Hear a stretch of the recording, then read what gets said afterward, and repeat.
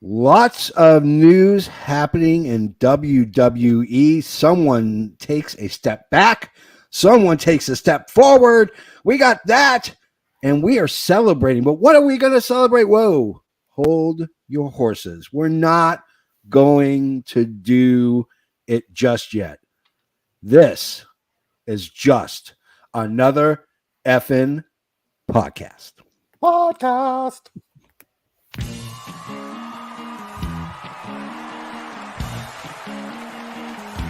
Hit the music. Coming to you live from the FM Worldwide Media Studios, located in parts unknown. Just another effing podcast.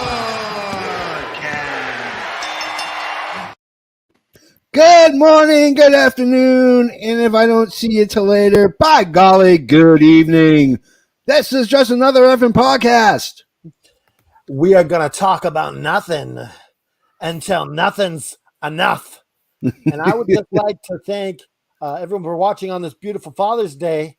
I'm dedicating this episode to my dad in heaven, so let's get on with it.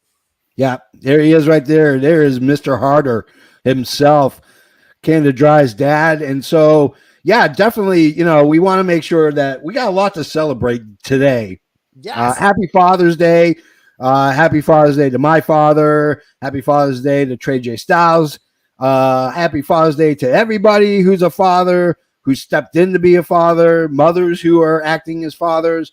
There's a lot. Who the hell are you? That's what I want to know. Also, happy Juneteenth. It is a well-deserved holiday. I hope that we can all unite together and really come to an agreement that everybody is free regardless of race. So do the hard work. Introduce yourself. Yes. And speaking of which, I'm the JFB, James from Boston. You are? I'm that patron saint of professional wrestling. I'm that gingered up, bubbly son of a bitch. I'm Canada Dry, damn it. Woo! And Canada today Dry. we got Trey J. Styles. Introduce yourself. Hey everybody, it's Trey J. Styles, aka the Mad King, Trey Marquise, and FTW, BWO, FTW Promo, and FTW Prediction, also known as Byron, because I'm just that great. I'm a dad, so I'm definitely going to enjoy this episode. So I'm looking forward to it. This is like, I've missed being up here. Well, yeah, man, we miss having you. The perfect time. This is a huge episode for us. Absolutely, yeah, it's gigantic because we are celebrating, and to celebrate. What are we celebrating, Canada Dry? You let everybody know. Man. We've been striving and pumping and just doing everything, promoting, and we finally made it past 1,000 subscribers. I'm going to do it live on the show right here, baby. We got the Canada Dry. Whoop, there we go. Oh, everyone's got their Canada Dry. Yeah. Woo! Let's do it. I got it in a chalice, yo. I'm fancy and shit. I'm chalicing too, baby. I got the best bit of royalty that I can find. So, woo! Chalice of the chalice. Cheers, everybody. Cheers to you. So, cheers, everybody. To 1,000 subscribers. Thank you, everyone, for watching. Thank you so much. Cheers. First 1,000. It's only the first 1,000. We're gonna keep moving. First 1,000. First 1,000 is the.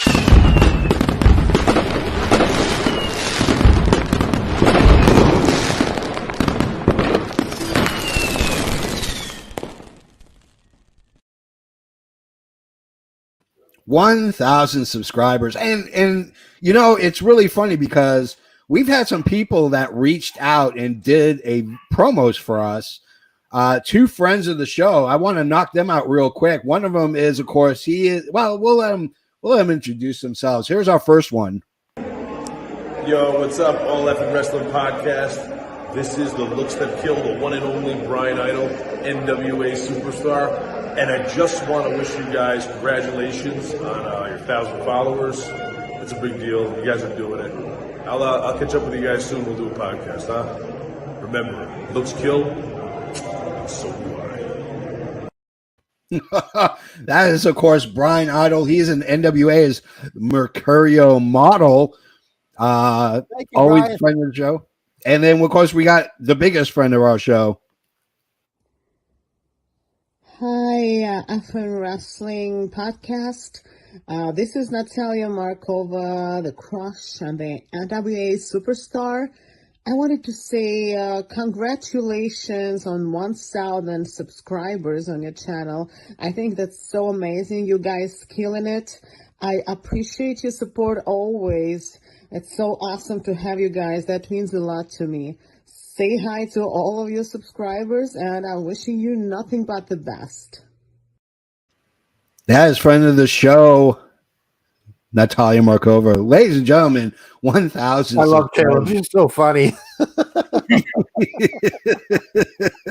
Yeah, Caleb saying that's Aaron's wife. Yeah, that's Canada Dry's wife. That's his future wife. Speaking of wife, I gotta make sure that my wife doesn't get mad because her butt was like right over my face.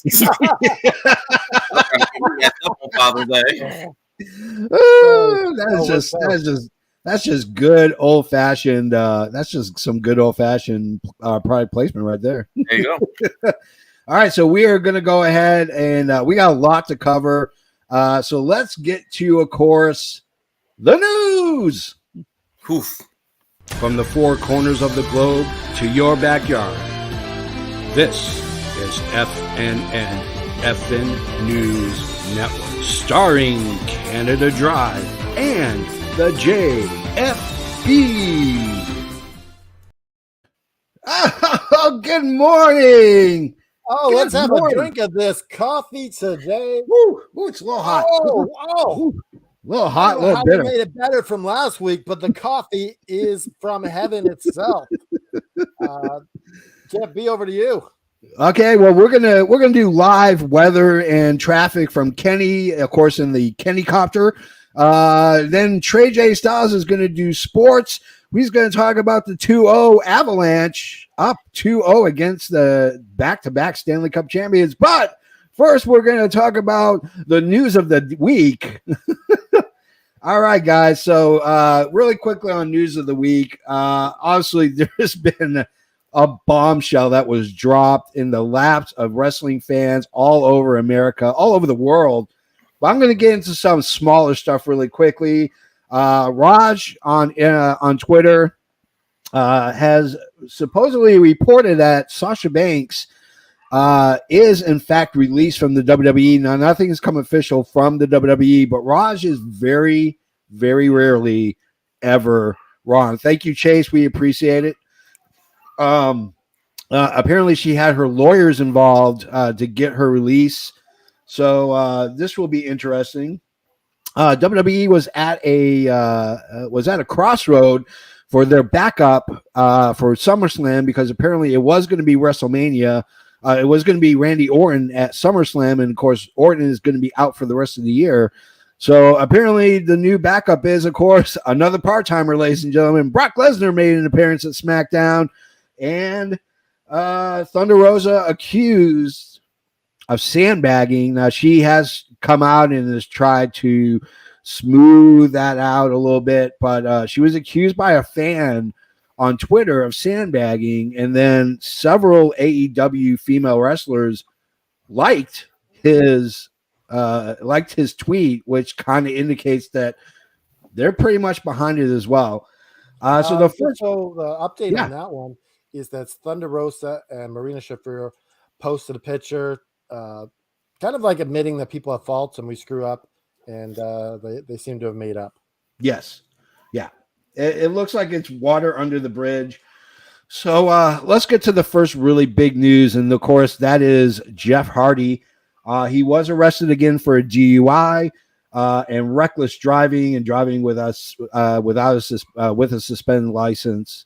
Tony Khan quickly went ahead and suspended him without pay, and told him that he could not come back until he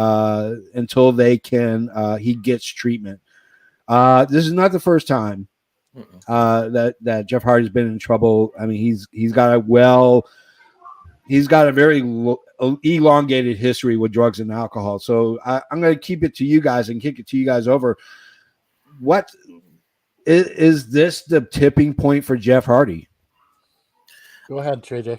See, my thing with Jeff Hardy at this point is we've been past the tipping point. The tipping point was wasn't it the Sacrifice pay-per-view in Impact when it was him versus Sting and he just came out not ready to work? Yeah.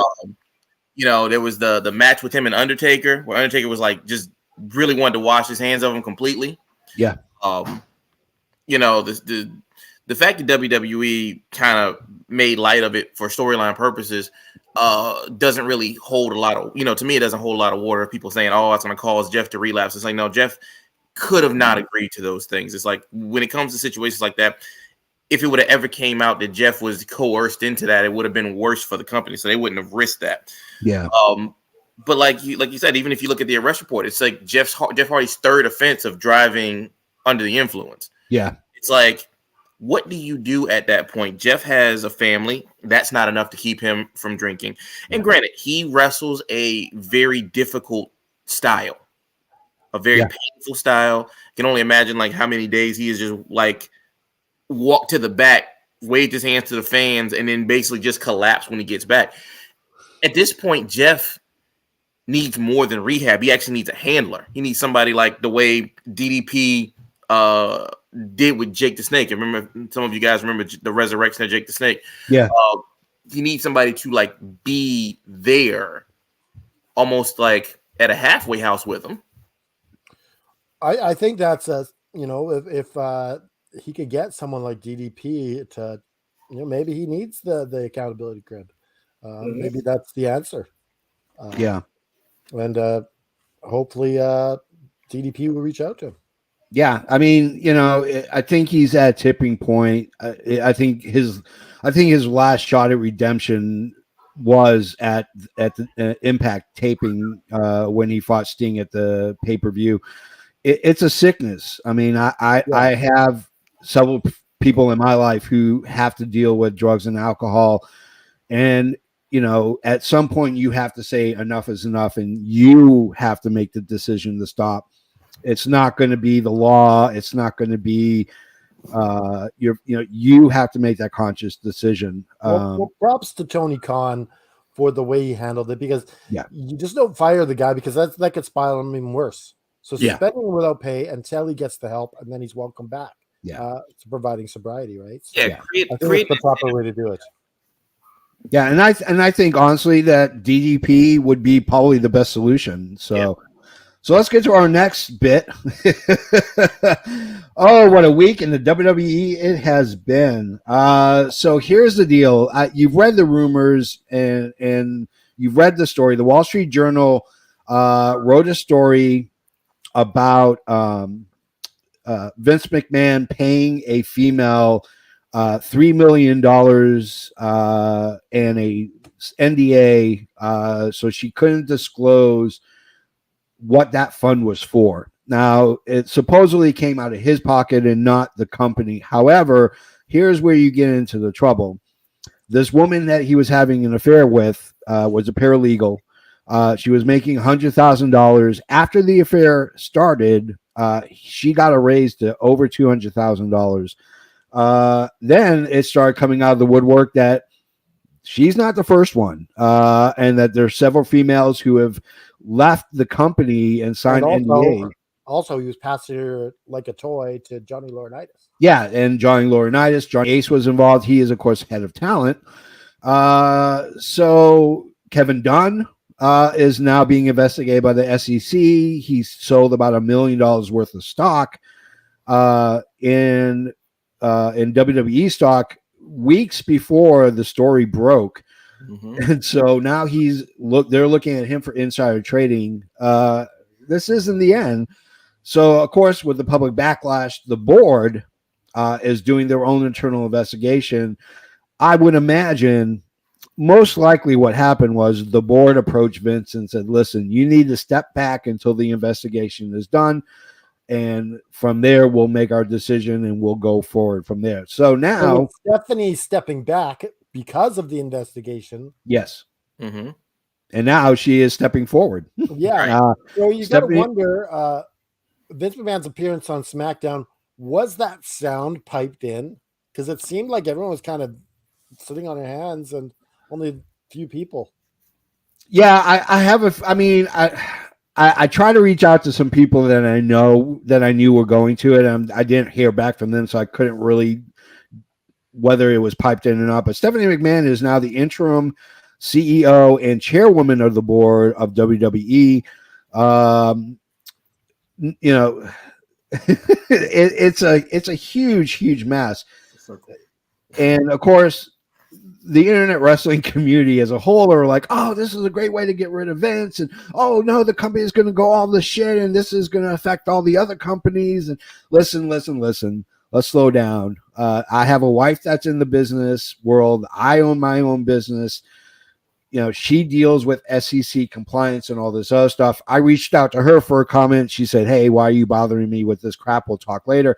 But she did mention that they have if Vince was to step down permanently, the board of directors and the CEO have a fiduciary commitment to stabilizing or making the stock perform better, which means they're not going to change stuff. They're not going to throw a swerve. They're not going to change what they're doing because what they're doing works. They're making billions of dollars in record profits.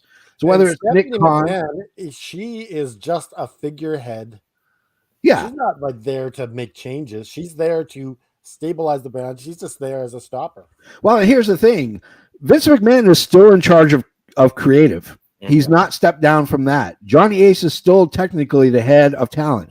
He has not stepped away from it. Kevin Dunn is still the vice president of WWE. He's not stepping back. The people that are in place and the systems that are in place are still there.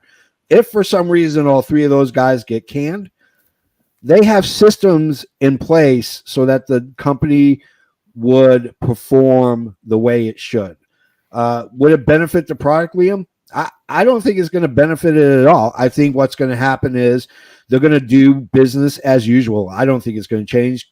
Canada Dry, what do you think? I don't think at all. What do you think, Trey J? The product doesn't need to change. And I know this is going to sound bad because, I don't want everybody to think I'm a WWE apologist at all, but the product doesn't need to change. WWE is no longer in the wrestling business. WWE is in the brand business. So it makes sense to take the chief brand officer and put her in charge of the company. Yep. What you basically have done is continue the mantra, McMahon will always run WWE. Yeah. All right. I saw a couple people in the comment section asking about the SmackDown appearance. The SmackDown appearance was to let you know that Mr. McMahon character is not going anywhere. Yeah.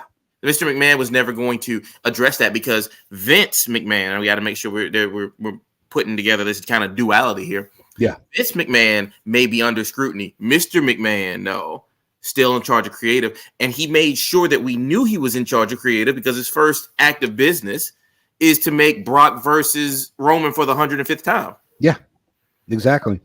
So, I mean, we're not going to see that product change. We're not going to see Vince is still going to be a brand ambassador no matter what. Vince could retire tomorrow for real, and he would still be considered a brand ambassador. Like, what we do hope, though, is that the environment of WWE changes. Yeah. We're hoping that, we go from this boys' club where women get passed around to maybe a more equitable arrangement where people are going to be seen for their talent, for their abilities, and not for like, oh, what size dress do you wear? Oh, how short does your dress go past your fingertips? Who looks cute here?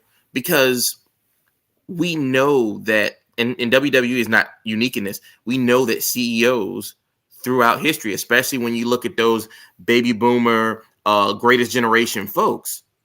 Yeah. I mean, heck, we're all around the same age, so we all remember those old black and white HR videos where the guy would be like, he would go up to the secretary and he'd be like, hey, some women in the workplace need a firm pat on the butt in order to feel motivated to do their work, and it's like, remember those things. Those were actual PSAs. So that's I mean, as a video producer, I've made a couple of those videos for corporates, for Oh, corporations. you talking about the new ones where you're saying don't do that kind of thing. Yeah. Oh yeah. Yeah, we're talking about the old ones where they said definitely do that. It's perfectly fine to, maybe give your secretary a shoulder rub or even reward her with a kiss on the cheek. Yeah. Way to go, Governor Cuomo. I mean, WWE, you said it perfectly. WWE is not a wrestling promotion. They haven't been a wrestling promotion in years. They are an entertainment production company. That's what they do. And that's what Vince has always wanted. Yep. AEW, Impact, NWA, New Japan, they are wrestling promotions. They're not making movies. They're not doing TV shows. They are just doing wrestling content. That is your biggest difference. Mm-hmm. They're also privately held companies as well. I don't care if it's Vince McMahon, Nick Khan, Stephanie McMahon. I don't care if they sell to Disney, Coca-Cola, Pepsi, whoever they sell to. It's going to be run the exact same way, because when you have no one to answer to but shareholders, I'm a shareholder. And if they're going to go ahead and jack around with the product, I'm going to get super pissed. I'm either going to sell my product or I'm going to go ahead and be a part of a vote for no confidence and get people taken out. Right. Because I want the stock to perform as well as it possibly could. I'm not going to retire on WWE stock. I'm well aware of that. I'm not going to go ahead and sit on a stack of cash like Scrooge McDuck and count my ducats. But I want to be able to know I'm going to get the best bang for my buck. That's the reason why I invested in WWE. Exactly. That's it right there. So, woo! All right.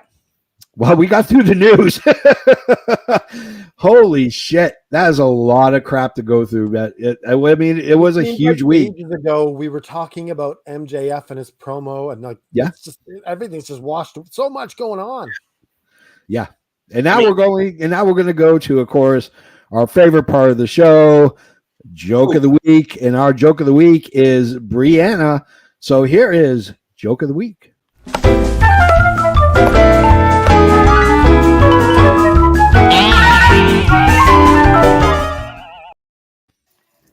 Hey everyone, it's Brianna. I have a joke for you.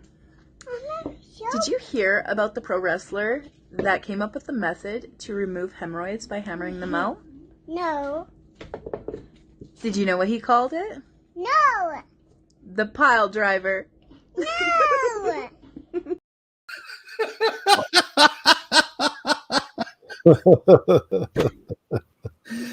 Oh my god, she is on fire, and the little girl is hey, you need to keep your daughter doing joke of the week with you, because that was absolutely hilarious.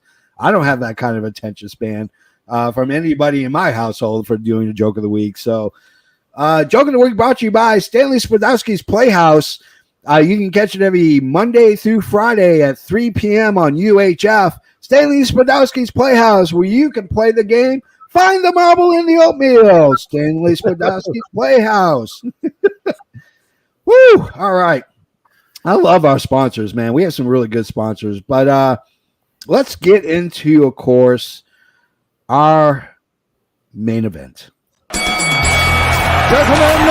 this is the main event of the evening.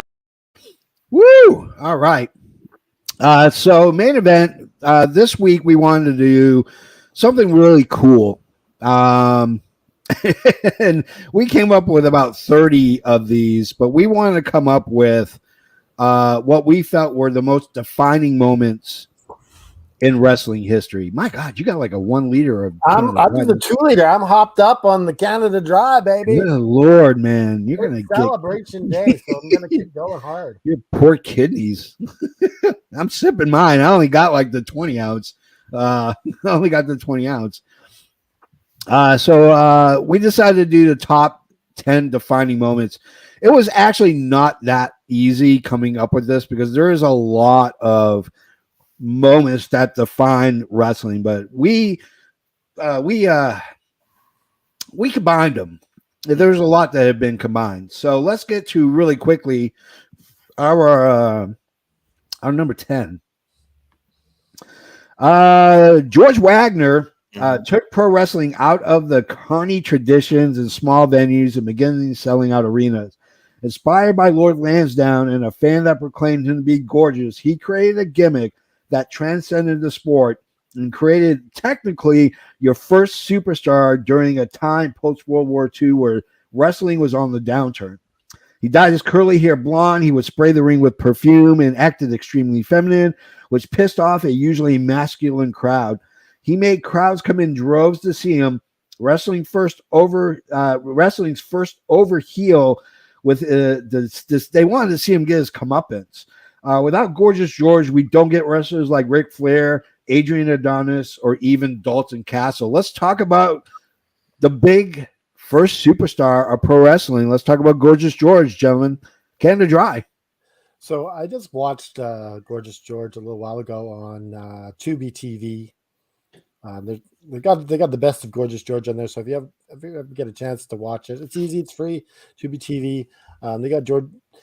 And some of his matches, he would take like 10 minutes for the match to start. He'd be walking around. It's like people are booing. The other guy's like just raring to get at it. And he'd just be like, oh, like Gorgeous George, he set the bar before there even was a bar.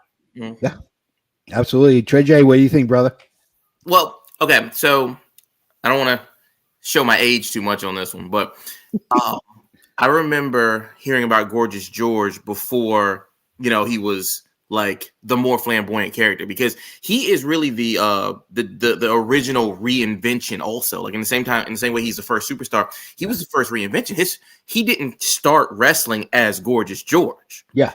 He started wrestling as just like, a regular guy. And what he realized was, I'm not the biggest, I'm not the strongest, but I can be the most entertaining. Yeah. And most people may not remember too much, or some people who are younger may not know about Gorgeous George. Gorgeous George's theme music was Pomp and Circumstance. It was. Yeah, and then Macho Man Randy Savage eventually used that as well. So see, like his influence on a lot of people. You see his influence on people like Rick Martel, like you guys mentioned, Dalton Castle. They're even to a certain extent, even the Miz has certain elements that can be drawn from the kind of archetype that Gorgeous George took. And I think that especially coming up through the Depression, through the 40s and 50s and stuff, it's like the gender roles as a whole were not as nuanced as they are now. So the way that he kind of would play off his, gorgeous character with the perfume in the ring, with the don't touch me, you know what I'm saying? Like a lot of people didn't know how to handle it. And so, of course, there were death threats sent to him. Like people would threaten to kill him. There were points like he had to get literally escorted out. I think there was a specific incident where he like ran through a couple of territories for like 6 months because somebody had thrown a bottle that actually grazed him on the head. And he played that up where he was. He was just like, they only tried to destroy my beautiful face. And it's crazy to think that like how different wrestling would be without Gorgeous George, without the showmanship, without the gimmicks, without the extra that he added on. Yeah, I mean, believe it or not, non-wrestling people called him Gorgeous George. Yeah. Oh, nice. All right, let's get to our number 9. This one's a tragic one. Tragedy in wrestling make the unfortunate handmaidens. One nearly cannot exist without the other. One tragedy that still has a lasting effect is the Benoit murder-suicide. On this one tragic day, only known to Benoit as to what state of mind he was in. He murdered his wife Nancy and his youngest son before committing suicide. This story made national headlines for months. Still to this day, Benoit's name is not mentioned at all by the WWE. We've talked about this before in a previous show. You can find it in our archives. Let's talk about Chris Benoit and what this did as a defining moment. Canada Dry, go. Well, I remember Nancy Grace just like smudging wrestling altogether. Yeah. Like she was just talking out her ass. Yeah. And I believe she tricked Bret Hart to come on the show and Jericho. Yeah. And Brett was talking about how he didn't know this version of Benoit, and he was talking about how Benoit's brain is just mush from all the headbutts and all that stuff. Yeah.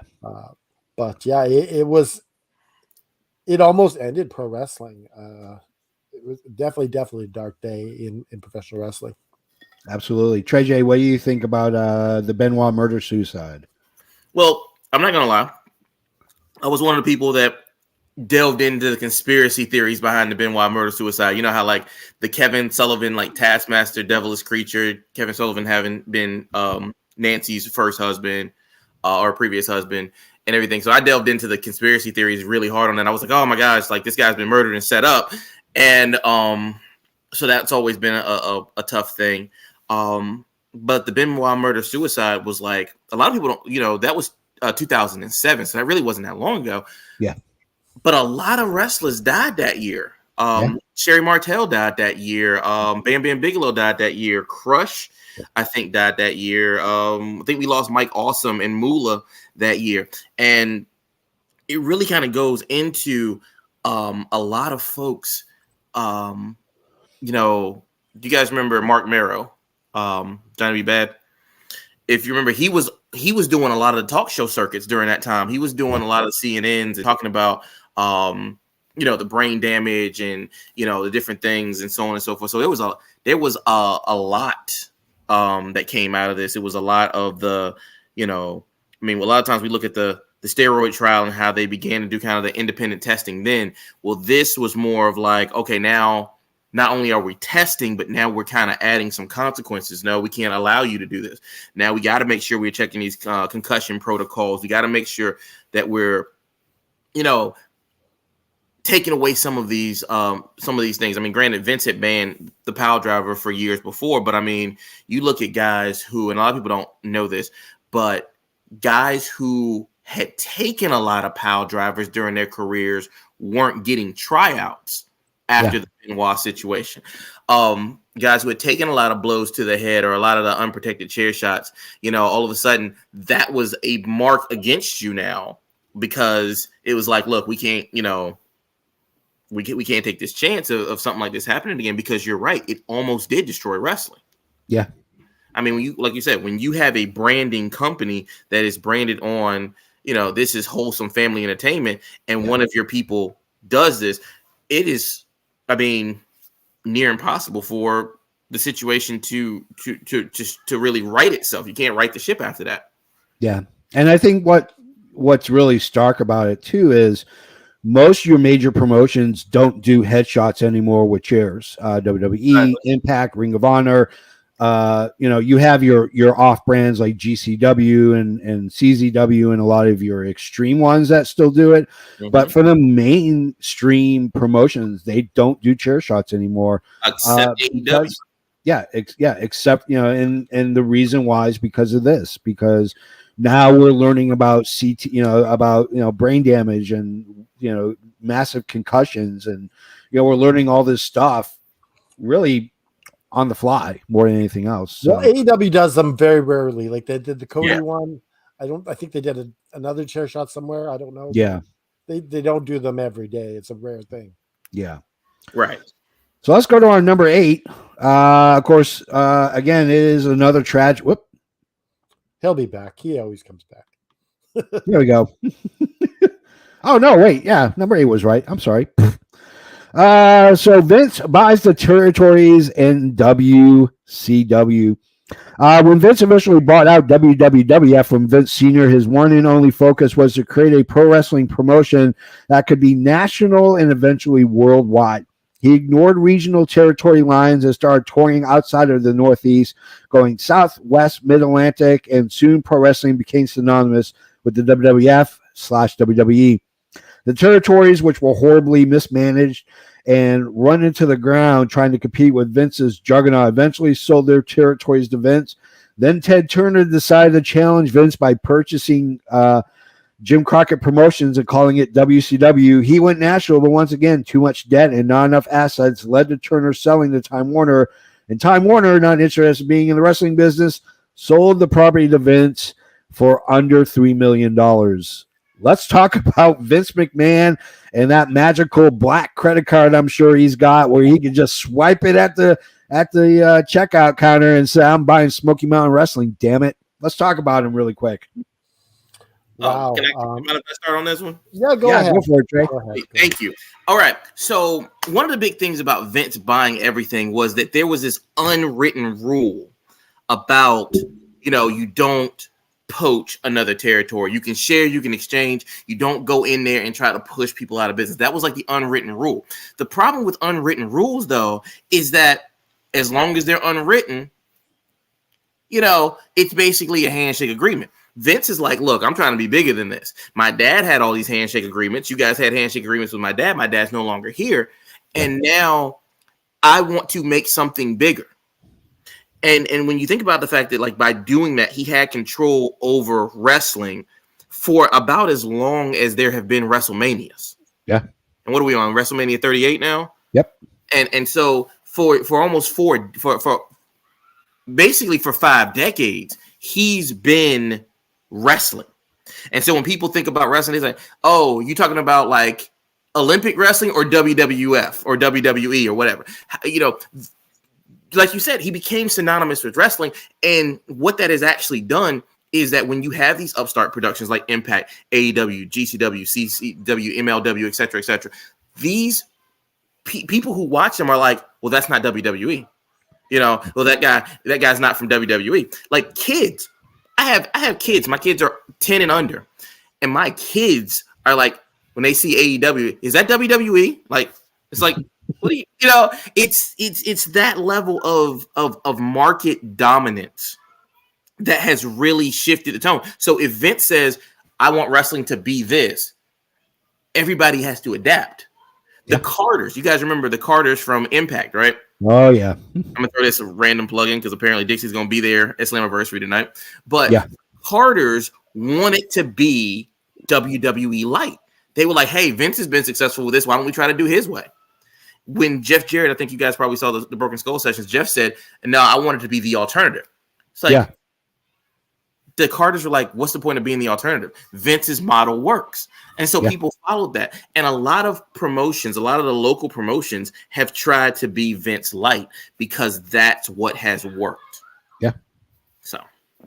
Canada Dry, what do you think about Vince and his American Express black credit card? Well, you got to wonder. Vince bought some territories, but as Stu Hart said, he never received a check. Did he go around buying things and never paying? If he did it to Stampede Wrestling, did he do it to other people? Yes, he definitely did. Because here's the thing. At the end of the day, he didn't necessarily have to buy your territory. He just had to buy in. You guys remember the Jimmy Snuka situation? A lot of the speculation that even went around that was the fact that Vince had so much of a hold on a lot of the venues that they didn't want to, you don't want to mess with this guy if he can basically tank your whole venue. And now nobody's going to come to your shows. Nobody's going to, and that influx of money. He doesn't have to buy Smoky Mountain Wrestling because he doesn't need to use the name Smoky Mountain Wrestling. He doesn't have to buy World Class Championship Wrestling. He just got to push them out the way. Yeah. And if you're big enough, if your shows is going to draw, you got to remember and I know we're going to get into this a little bit later, but because of Vince, no show in America had drawn 10,000 paid seats. Yeah. And I don't want to jump too far ahead, but so that was why that was such a big deal, because he had choked everything out. So it's I'll buy you, I'm going to push you out. If I can't push you out, I'll buy you. Yeah. Buying was never the first option. Yeah. The other thing I wanted to get into in this is that when you had the territories, the wrestlers were stars. Yeah. And now they're superstars because they are so much on a higher level than the indie wrestlers. And we even witnessed it over the weekend with Brian Idol making his debut for NWA. Now he's an official NWA superstar. So he's moved up to the next level. Right. Yeah. Yeah, I mean, everybody in the internet wrestling community, for the most part, calls Vince evil for destroying old school wrestling and destroying the territories. My response to them is always this: if the territories were so good, then why didn't they survive? And a lot of it was to do is that when Vince started going nationwide, they wanted to go nationwide. When Vince started going on syndicated TV, they wanted to go on syndicated TV. And they were horribly, horribly mismanaged. ECW, AWA, NWA, Smoky Mountain, World Class, WCW, all horribly run. You have more debt than assets. You're not going to succeed in the business. So, And it's, you know what? It's just better for the wrestlers to have a worldwide promotion, because you're going to get way more money. You're going to become a bigger star, and it helps the wrestling business in so many ways, because the little girls and the little boys watching, they like, I want to be that guy. They don't want to go to a bingo hall and say, oh, I want to get paid a handshake and a hot dog. Yeah, exactly. And you got to look at the fact that communication was evolving then. When the territories were big, we had a lot of regional television. You might have networks in Georgia, networks in Memphis. As cable was starting to come and really take form, you needed a national thing. And Vince, a lot of times, didn't necessarily have to buy your promotion if he bought your top star. Yeah. Like you said, the handshake and a hot dog thing. Do I want a handshake or a hot dog, or do I want this guy to give me a guaranteed contract? Yeah. Well, shoot. I remember Drake the Snake. He didn't necessarily want that gimmick at the beginning. And what, you want me to wear purple tights and have a purple snake, green and purple snake? Like what? And then Vince showed him how much money he was getting in the millions. He's like, I'll wear this, no problem. Yeah. All right, let's go to number 7. Number 7, of course, is another tragedy. How matter how big, glitzy, and over the top pro wrestling has become, it was still rooted in the carny past, and in the world of Vince McMahon, it's all about giving the fans a show.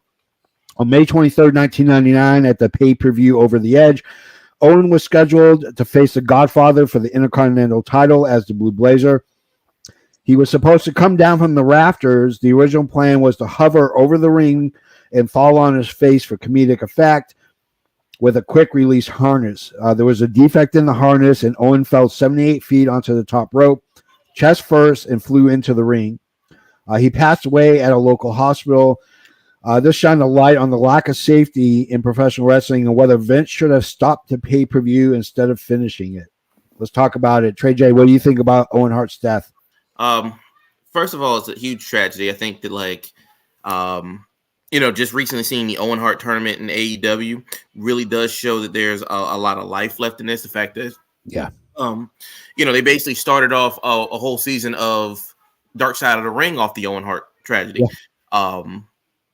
And it's Vince wasn't in a win situation there. You could have stopped the pay-per-view, and yes, that would have made some people feel right. But then that would have been the only thing people could focus on at that point. Yeah. And you also got to remember that for what it was worth, given the fact that, you come through wrestling and you see things like, okay, he fell. You guys have seen the scaffold matches from like the LOD days and so on and so forth.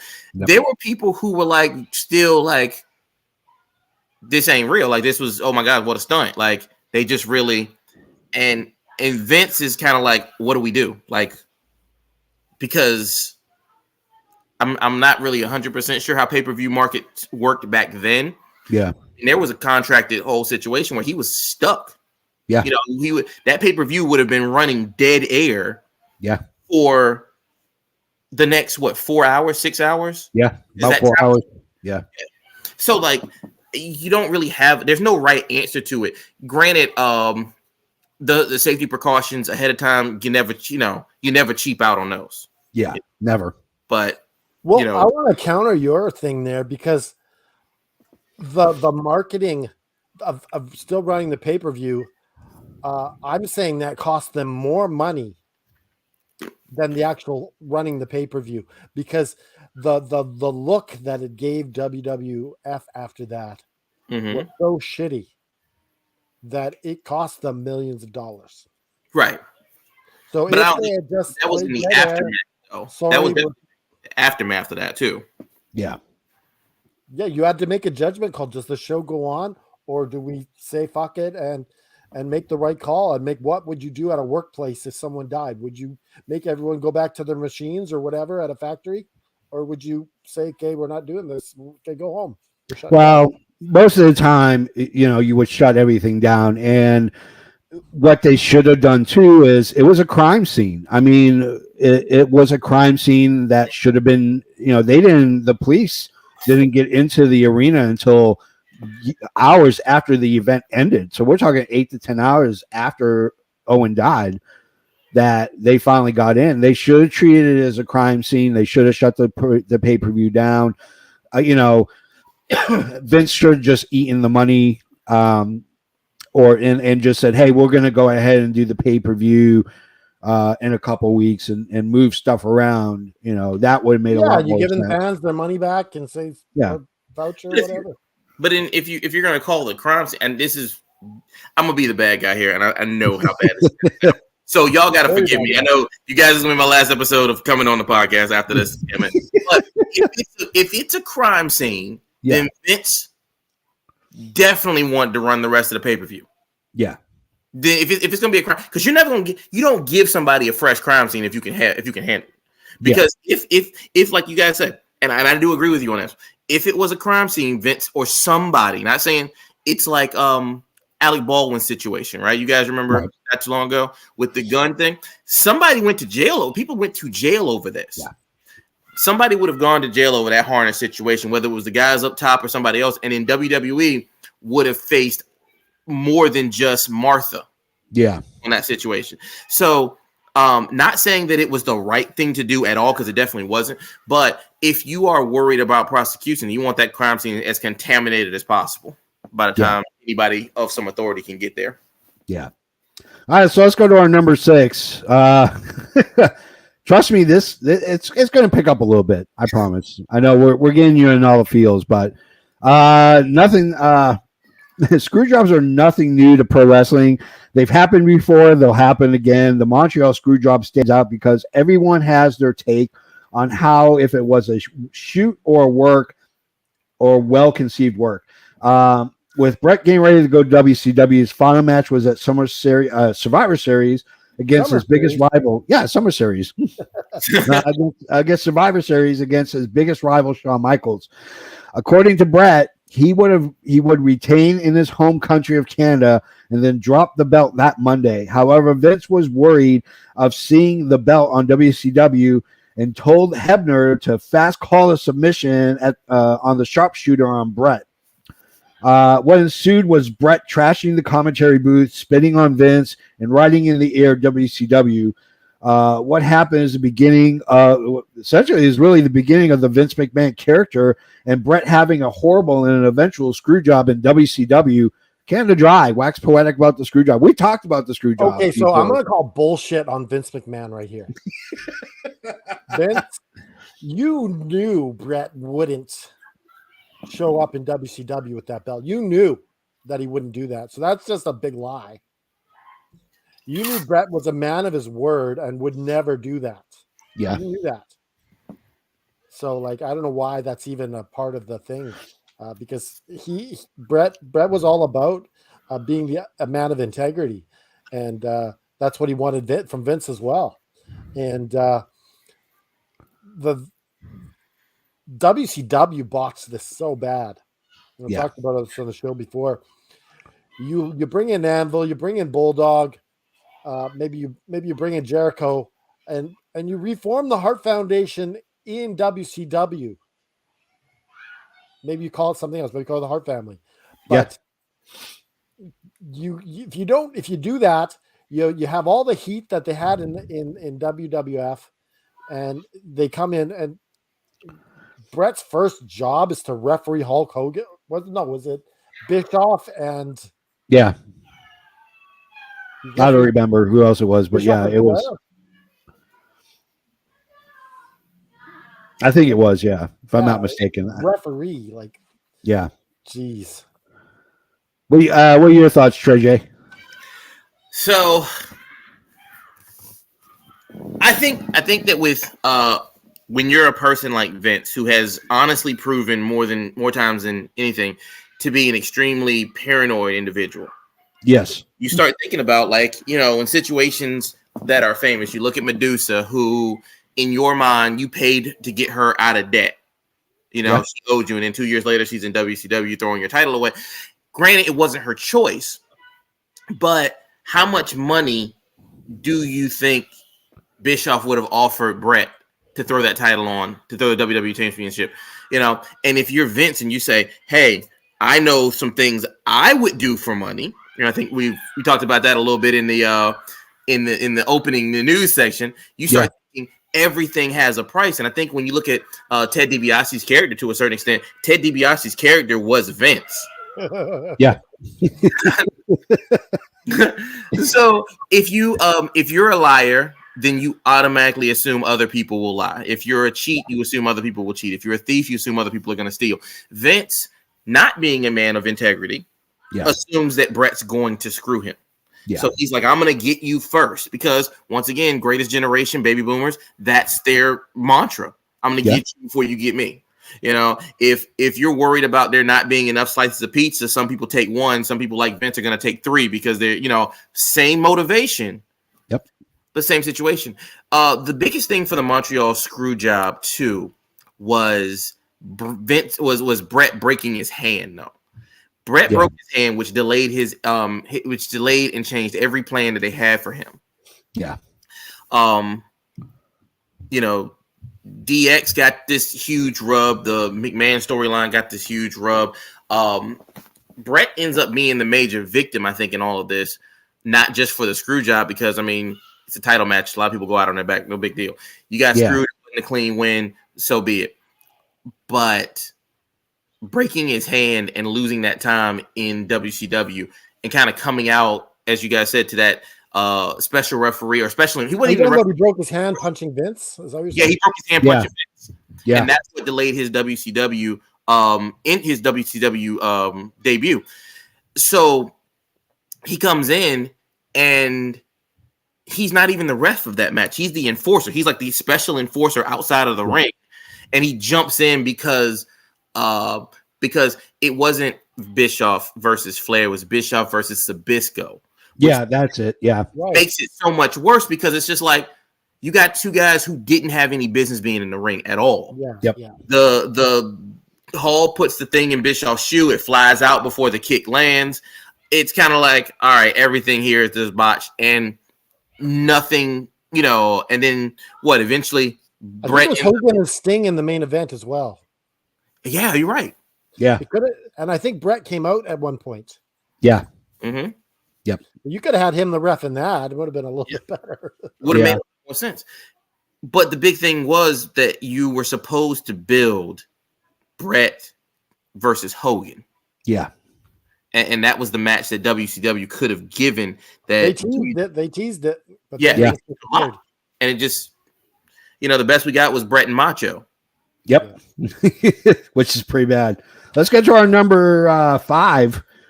Our number 5 defining moment. All in AEW Double or Nothing.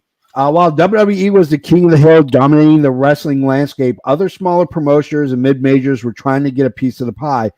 In May of 2017, a fan asked Dave Meltzer if Ring of Honor could sell 10,000 tickets, and Meltzer said not anytime soon, which resulted in Cody Rhodes replying, "I'll take that bet." Cody, the Young Bucks, self-funded it, with Ring of Honor sanctioning it. It featured wrestlers from New Japan Pro Wrestling, Ring of Honor, CMLL, Impact, AAA, MLW, and the NWA. The success of the show birthed Omega, Cody, and the Young Bucks to pair as executive vice presidents with Tony Khan to create AEW. Their inaugural event, Double or Nothing, created a brand that found a major television deal with Warner's on TBS and TNT, and created a promotion that could finally take on WWE head-to-head. Trey J, let's talk about AEW and All In and Double or Nothing and all that other fun stuff. All in is proof of concept. I mean, you guys have all run businesses. I've run businesses. Proof of concept is a very important thing, especially when you create something new. Yep. Even if it's an innovation of something if you're creating something new, proof of concept is the biggest selling point that you can do. And by proving that they could sell out a 10,000 seat arena, they could pay the talent. And that's a big thing when it comes to some of these that separate them from independent promoters is the fact that you paid all your talent. Everybody saw it. And this is before Khan's money got involved. Yeah. So by proving this, by proving that this show could work was a huge deal for them. Okay. We needed it. We wouldn't have got AEW without it. The influx of talent that came from it, as Jericho has once said, the 7 main members of AEW coming together. I mean, Rey Mysterio was on that show.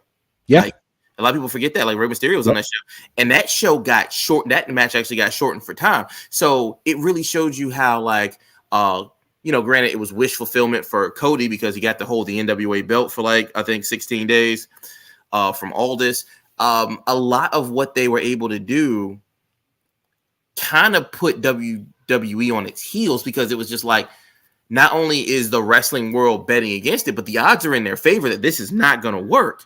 And then it does. And now they got this extra momentum and they have proven the underdog status. Yeah. People love an underdog.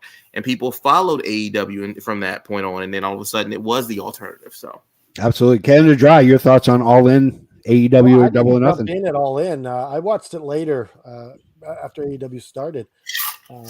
But when I jumped in and I took notice was when my favorite wrestler, Chris Jericho, joined AEW. And I'm like, first I was pissed off. I'm like, what are you doing, Jericho? Come on. You go from making the list to joining this new thing. But then when Double or Nothing came and Jericho was in the main event, I'm like, wow, this is something awesome. Like, this is a new Jericho. And I think if Jericho's not a part of Double or Nothing, I don't know if it takes off like it did. I think he brought in people like me, and it really, really, what an amazing first champion. Yeah. For AEW absolutely to have. He's the perfect guy to hold that belt first. Amazing. I agree. He doesn't need to hold it again. I love it, but he doesn't need to. But the first champion of AEW, what an honor. Yep. All right, let's go to our number 4. Oh, and before you go to that, okay. That All In was not a great wrestling show. No, it wasn't. No, it was decent, but it was not very good. Right. I mean, you had people like Glacier and an over 60. You had Stephen Amell. I think he wrestled on there. You had MJF actually losing on that show. Yep. Flip Gordon. I think he wrestled twice.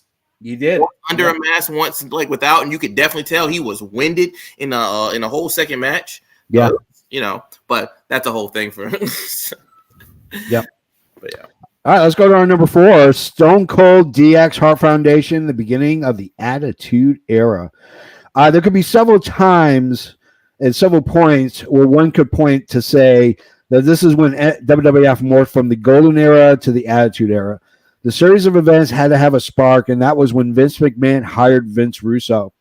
He took charge of most of the creative. In 95, the creation of Goldust in 95 was the beginning, which led to the emergence of Stone Cold Steve Austin from the Ringmaster after his King of the Ring win in 96 and the infamous promo. Brian Pillman angle where Stone Cold stalked him and Pillman pulled the gun out. Kicked off the shows with more mature themes, including profanity, sex, and more violence. Brett shoving Vince after losing to Sid made the WWE a land of lawlessness. Then emerged DX, consisting of Shawn Michaels, Triple H, and Chyna, complete with crotch chops. The war with Brett and the Hart Foundation that led to the Screwjob and the Attitude Era was in full swing. Canada Dry, wax poetic, if you will, please, about the Attitude Era. Okay, so the rivalry between Stone Cold Steve Austin and Bret Hart, it made Stone Cold a household name. Without Bret giving him the rub, he need who better than Brett to do it? They were good friends. So next is the Hart Foundation versus DX. That to me really cemented the Attitude Era, just the back and forth, and it really cemented DX as a faction really as well. Everything else after that is just flows easily. Yeah. Trey J, what do you think of the Attitude Era? Attitude Era is a glacier, you know? Yeah.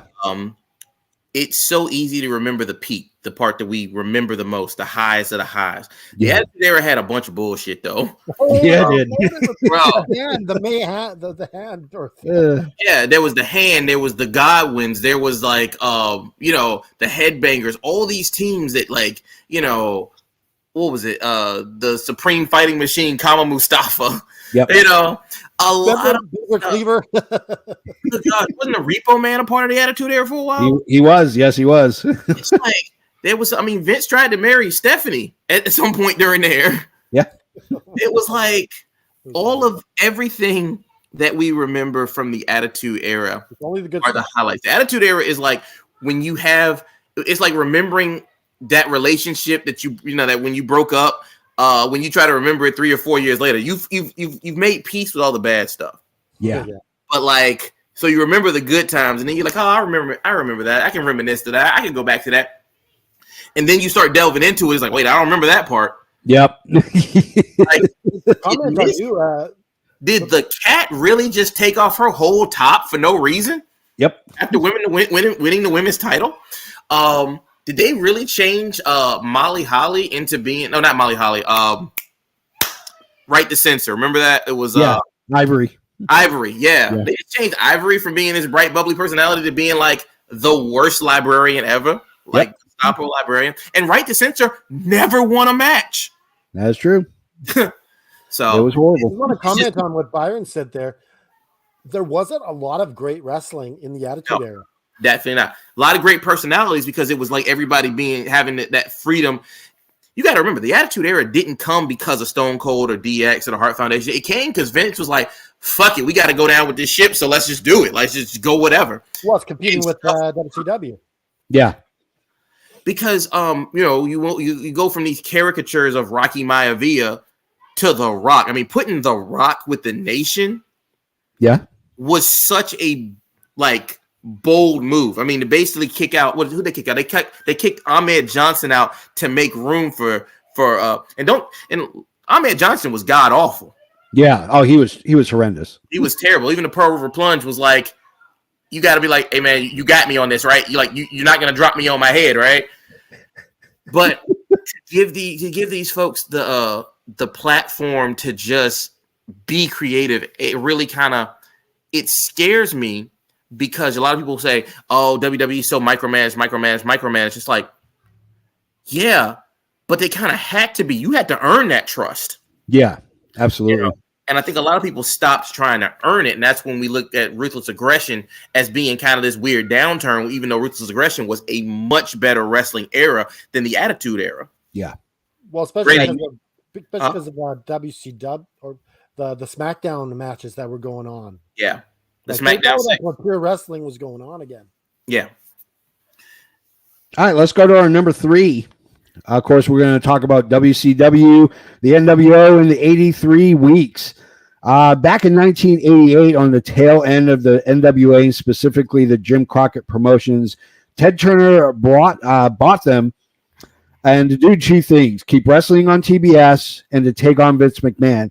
After not gaining traction with acquisitions of top guys like the Macho Man and Hogan under the leadership of Jim Herd, gave the reins to a young, charismatic, young executive named Eric Bischoff, who cut his teeth with Vern Gagne in the AWA.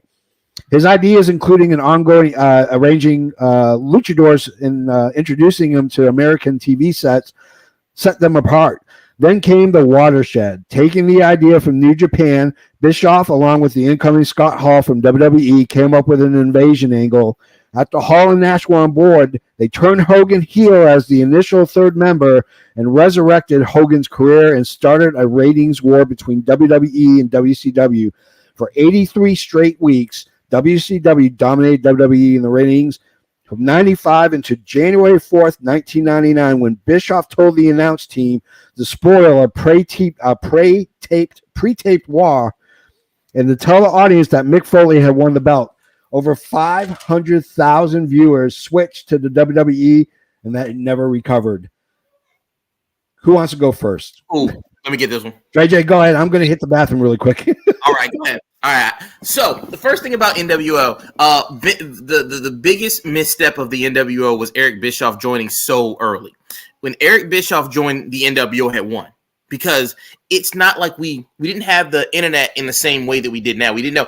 Eric Bischoff was the authority figure for WCW. Once he joined the NWO, it was over. There was no point. There was nothing else to take over. What are you guys fighting for? You know, a lot of people look at the fact that if Hogan had said no, he wanted to still be a good guy, it would have been Sting. And honestly, it wouldn't have made a lick of difference. Sting at the time needed a gimmick change just as much as Hogan did. Hogan was starting to lose traction. Hogan was starting to be seen as the Hollywood guy, and so on and so forth. Sting needed the gimmick change as well. And I think that he probably could have given it a whole different feel and a whole different dynamic. But if Sting had stepped up, Hogan he wouldn't have been the leader. It would have definitely been Nash. Now, with the 83 weeks thing, I think that if it wasn't for time, like the Vince winning in the ratings didn't kill WCW. It was the AOL Time Warner merger. Because if you look at the last roster for WCW going into 2001, WCW would have killed Vince over the next 3 to 4 years. Rock was gone by 2003. Okay, Stone Cold was injured. He wasn't going to be permanent anymore. But you look at guys who are like stars in the business at this time, or that would have been bigger stars at the time. You had the LOD there. You had AJ Styles. You had Christopher Daniels. You had Bam Bam Bigelow. You had people like Palumbo. You had, you still had DDP you could still go with. You still had Goldberg, who still had some life in him. Jeff Jarrett was really kind of taking off with the whole "don't piss me off" gimmick. You had those young guys like Jamie Noble, Brian Kendrick, Jindrak. You know what I'm saying? You really hadn't fully scratched the surface of everything that you could do with Big Papa Pump. So when you look at like the fact that WWE didn't have a backup plan, WWE's backup plan after WCW folded was WCW guys. I mean, granted, you got lucky with some people like Shane Helms and Shannon Moore, who you were able to like kind of build up. But imagine Sean Stasiak never becoming meat and actually being like a legit second generation superstar. Imagine Harlem Heat staying together. Imagine like all of these different people like Sean O'Hare. Sean O'Hare was amazing as an athlete. I mean, so you had your big guys, you had your small guys, you had your mix, you had everything that you needed. If they had a couple more years and they would have went through a dip, but they would have surpassed WWE as far as pure roster talent, it would have meant that some of your WWE guys that jumped ship would have came back. I mean, heck, in 2001, WCW still had Rey Mysterio. So what I'm also thinking is that WCW was so mismanaged at the end. Yeah. That was a major flaw. And Time Warner saw the money wasn't profitable. Like looking at the numbers, it just wasn't justifiable. Like they were wrestling fans, but the numbers weren't looking good. Well, that's what happens when you give huge guaranteed contracts with these incredibly downside guarantees, and then you give them only half the schedule that WWE was wrestling at. It didn't make sense financially for Warner Brothers to. I know because I was a Warner Brothers shareholder at the time. They held New Blood Rising in Vancouver. Mm-hmm. Yeah. It did horrible. Yeah. Yeah. Here's the other thing, though. WCW wasn't doing that poorly financially because a lot of those guaranteed contracts were Time Warner contracts. So regardless, it didn't affect the actual WCW bottom line. Those contracts still had to be paid regardless. Yeah. When you look at the roster that they had that were actually WCW style contracts, that company was still very potentially profitable. Yeah. The only other thing was you needed those Time Warner contracts that were guaranteed to get out of the way. Your Kevin Nash, you just got your Hogan and stuff who couldn't pull money anymore. Yeah. You needed them out of the way so you could start your new group. Think about the fact that like one of the last main events was Booker T versus Scott Steiner. That was a match. That was a money match for WCW back in those days. Yeah, absolutely. People like, and like one of the last episodes, I think the last episode had a Flair versus Sting match. That's still money. Yeah. I mean, the fact that Sting still draws money now is proof that they still had life there. But it was just the fact that if you get the ego out of the way, because ego will kill someone. I mean, me and Canada Dry and JFB, we do the prediction and the fantasy wrestling stuff.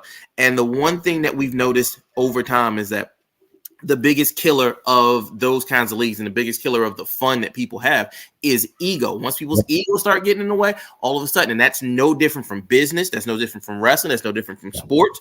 The same thing always happens. If the ego gets out of the way and people are just like, you know what? Let me be that person that can just step in and do this role right here. Yeah, I can still keep my money because that's guaranteed money, but let me bloom where I'm planted. Yeah, exactly. I gotta be the star. Let's go to number 2. WrestleMania, Hogan arriving, and the Golden Era. In 1982, Vince McMahon had a vision, and that was to take his father's regional promotion and make it the most premier wrestling promotion in all the world. First, he put his shows on as many syndicated stations that could take a show that he could show, and then took a show on the road, leaving the Northeast and entering into other promotion territories, which both pissed him off and eventually bankrupted many of them in the process. As he grew, so did his roster, but they didn't have to go to face of the company until they had an AWA star that left and joined WWF, and that is the lure of Hulk Hogan as the Hulk Hogan era was born. On March 31st, 1985, after hedging the future of his company both financially, he created a supercard called WrestleMania. In the end, it was both a critical and financial success and further tightened his grip on professional wrestling. Canada Dry, we love Hulk Hogan here. Talk about Hogan coming in and the Golden Hulk Era. Hogan's gonna love this. I told him we're gonna talk about him, and I'm not gonna say anything bad.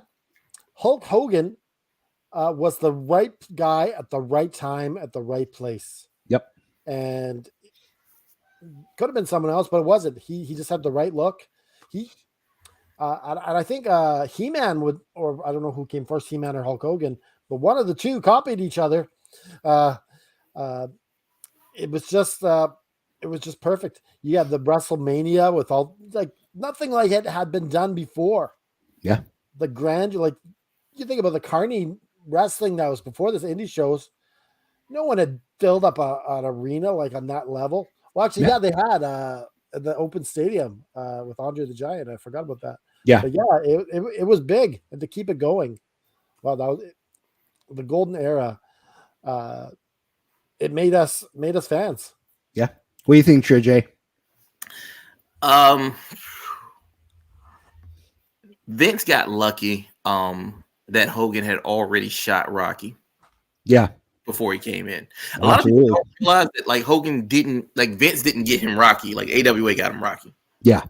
And then Vince was like, yo, I gotta get this guy signed before this movie releases. Yeah. You get that, you get Mr. T for WrestleMania. At that point, you start realizing that nobody cares about undercards at this point. When you got guys like Macho Man, when you got guys like Jake the Snake, when you got guys like DiBiase who were big stars where they were from, yeah, on the same card, it's like you are in the name recognition business. You had guys like Slaughter was huge because of G.I. Joe. Yeah, absolutely. I'm trying to think. Piper, probably one of the biggest heels to ever do it. Yeah. You had all these different guys. How exactly would you know what I'm saying? But you're right. Hogan was the right guy. I mean, if you look at the territories at the time in the 80s, even the 70s to a certain extent, there was nobody else. Yeah, absolutely. The next closest person that could have done it And I get what Alex is saying about the whole like Hogan's nothing without Piper because Batman's nothing without the Joker. Yeah. What I'm saying is, as far as the face of the company, though, the only other person that even remotely was considered was Orndorff. Yeah. Orndorff ended up being a heel. Yeah.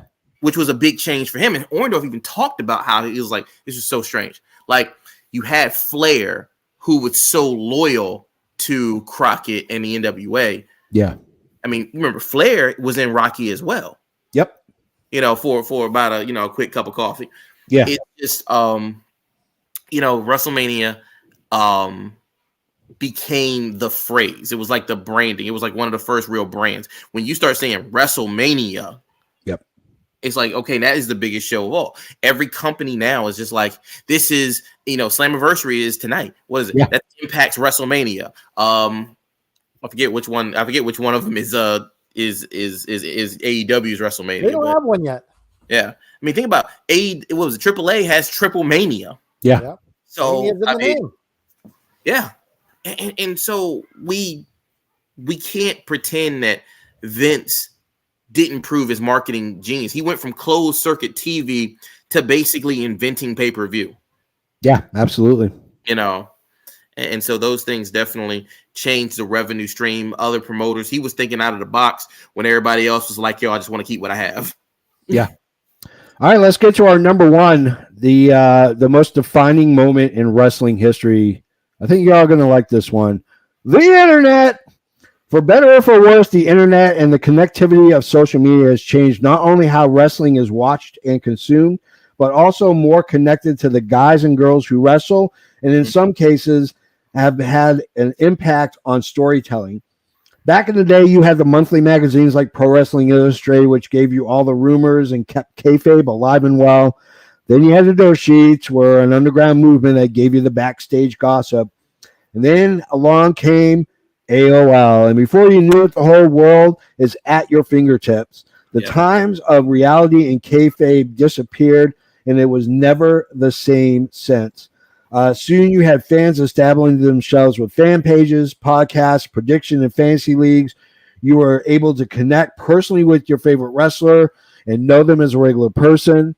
Then WWE changed the game by launching their own network, taking cues from streaming giants like Netflix that how we consume content was changing. Instead of $50 a pay-per-view, for $9.99, you got a back catalog of all the older wrestling and the current pay-per-views. Soon, most of your other top promotions like New Japan, Ring of Honor, and others had a digital presence. Let's talk about the internet, guys. Trey J, what are your thoughts on the old interwebs? Phew, Sonny. I remember that. Sable. Everything. That was the craziest thing. That was when wrestling became mainstream because of the internet. Yeah. That was when it was like Sonny was the most downloaded person on all of That's crazy to think about it, right? Yeah.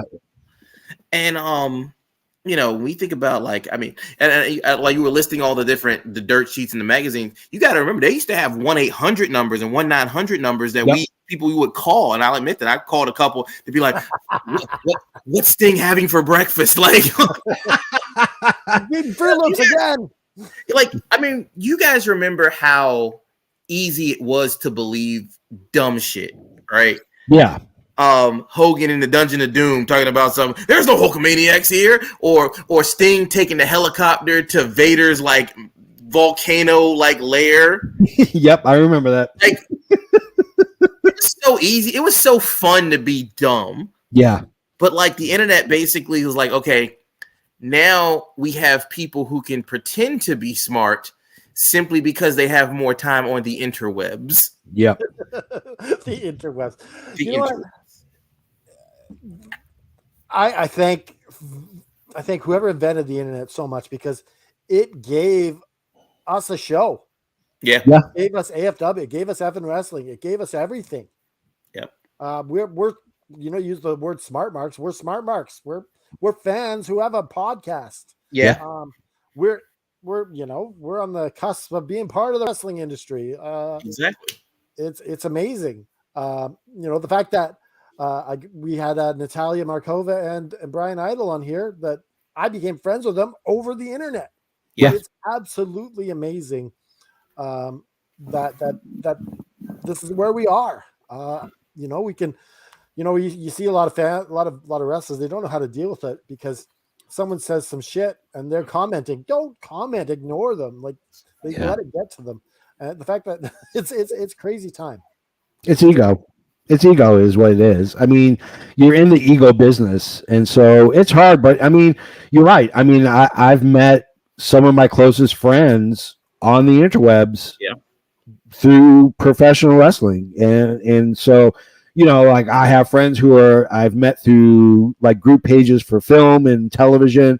I've met people through this and that, but the biggest group of people I've met is pro wrestling. I mean, hell, the guy who invited me to go watch Ric Flair get his ass kicked in a geriatric fight club, I met online and then met him at a freaking wrestling match that was being shot in Nashville. And so it's amazing. It's also scary because for example, the wrestler in Japan who killed herself because of online harassment, and now in Japan you can be convicted of a felony for that. And sometimes it's for the good and sometimes it's really for the bad, for sure. Just want to say shout out to Craig the Gray, who's saying effing podcast is number one wrestling podcast in my opinion. We're number one. We are number one. Woohoo! All right. I do want to throw out there. It's like I remember you mentioning you being a shareholder. I'm a shareholder of a lot of companies as well. Yeah. Without the internet, would you be a shareholder right now? Absolutely not. Because the fact that you used to have to go through brokers and you couldn't do your own research. You didn't have access to the information that they had. Now it's like you can do that. You can buy the shares. You can buy the stocks on your own. You don't have to go through anybody. And so we can invest in wrestling, and we can invest in Time Warner. We can invest in WWE. We can invest in surprisingly enough, the Jacksonville Jaguars. Yeah. Absolutely. It gives us some of the AEW stock right there. So, it's a huge thing. I mean, it wasn't just the number one changing thing in wrestling. It was the number one changing thing for all our lives. Yeah. I mean, like I said before, I mentioned the fact that, I don't want to give out our ages because we're all about the same age, but we had analog childhoods and digital adulthoods. Yep. And that's a big thing because people on one side of us, they're like still trying to figure out, the people that are older than us still trying to figure out ATMs, and the people younger than us is like, what is outside? Yeah, exactly. All right, that is our show. Holy crap, the 10 most, and there are more. I mean, there are. We could have nitpicked. You know what? It's absolutely fine that we went over because we retained our audience the whole time, and we've gained a few. Yeah, it's and we could have nitpicked and gone and said, the NWO should have been number this or that, and trust me, there was a lot of banter back and forth between me and Canada Dry about where we're going to put stuff. With that proper list. Yeah, there was a lot of swearing and name calling, and there was calls for revenge, and I've called off the hit on you, by the way. Thanks. I've called off. I haven't. So, do we have a giveaway? Do we not? Oh my goodness! Yeah, we have a giveaway. I forgot all about the giveaway. Jeez, how do you forget about the giveaway? You got a big fishbowl for it. Yep. All right, guys. We're gonna find out who wins the T-shirt. I got the name right here. I hope it's me, Senor Lopez. Oh, it came apart. Joseph Graham. Oh, big Joseph Graham. You are going to win a Pro Wrestling Tees T-shirt. Does it have to be one of ours, or is it going to be he can pick? You know what's so good is Joseph Graham. You can't write this stuff. That Joseph Graham was winning because he's been so loyal to the show. Yeah. And who better than Joseph Graham to win the shirt? Absolutely. Yeah, Joseph Graham, congratulations. So the way you win the weekly prize is you have to go to our Facebook page, our All Effin' Wrestling Facebook page, which you can find that. You can find our Twitter links, our TikToks if you don't stop. You can find our Twitter machines. You can fire up the Google machine and find us on Facebook.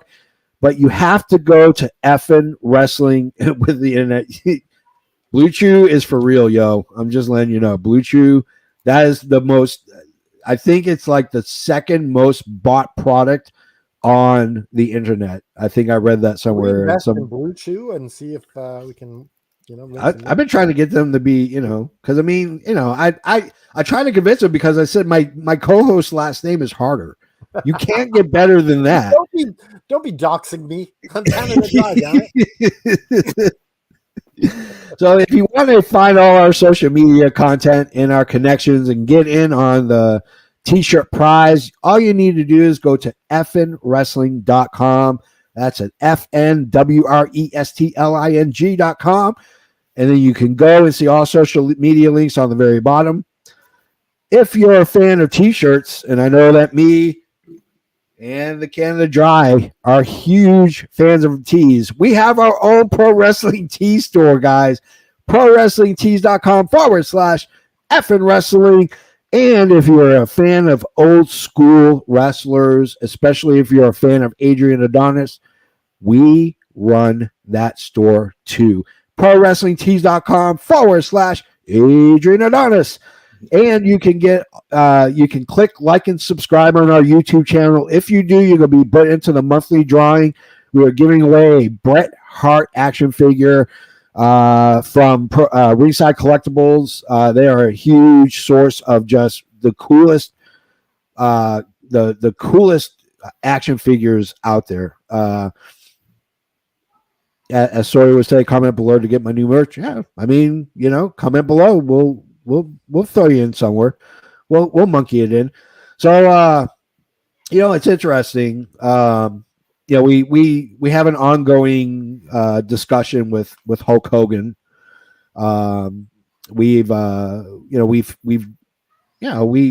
him our show notes, of course. I mean, it is Hulk Hogan. He is, to a lot of people, the greatest wrestler of all time, and to me, he's the greatest entertainer. A lot of people. Yeah, a lot of people love Hulk Hogan. But how shocked was Hogan that he was on there twice? Not once, but twice. Okay, just before I talk about Hulk Hogan, I just want to announce that we are going to be giving away 3 shirts coming up in 2 weeks. Ooh, 2 weeks, 3 shirts. All you have to do is go to our shirts. We're going to have a draw. So everyone is eligible to enter this draw.